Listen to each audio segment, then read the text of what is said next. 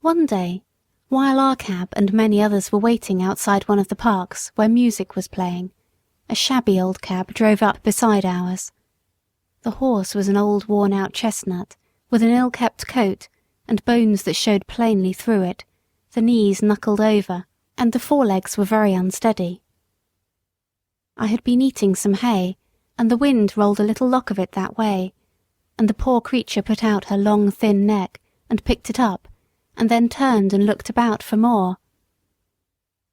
There was a hopeless look in the dull eye that I could not help noticing, and then, as I was thinking where I had seen that horse before, she looked full at me and said, "Black Beauty, is that you?" It was Ginger, but how changed!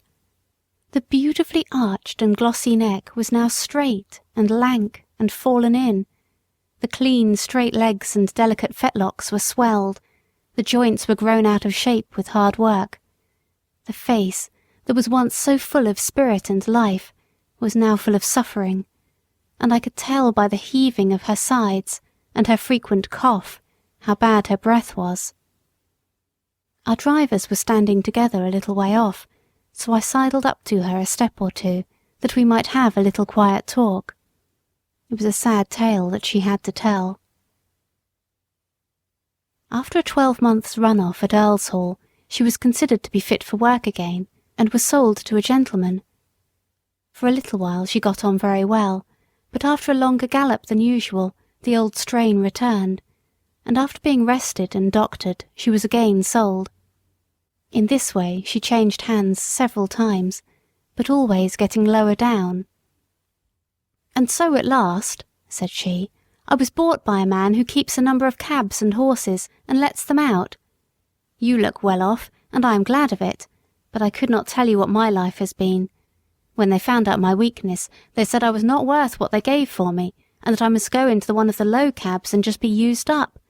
That is what they are doing, whipping and working with never one thought of what I suffer. They paid for me, and must get it out of me, they say. The man who hires me now pays a deal of money to the owner every day, and so he has to get it out of me too.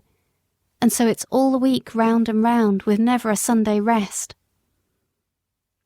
I said, "You used to stand up for yourself if you were ill-used." "Ah," she said, "I did once, but it's no use.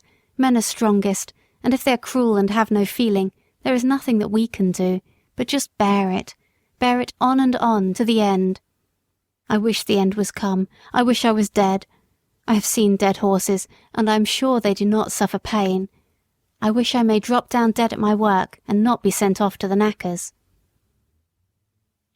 I was very much troubled, and I put my nose up to hers, but I could say nothing to comfort her.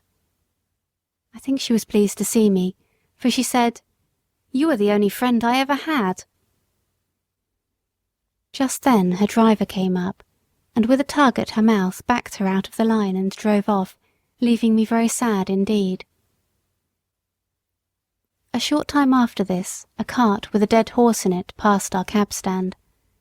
The head hung out of the cart tail, the lifeless tongue was slowly dropping with blood, and the sunken eyes, but I can't speak of them, the sight was too dreadful. It was a chestnut horse, with a long thin neck. I saw a white streak down the forehead. I believe it was Ginger.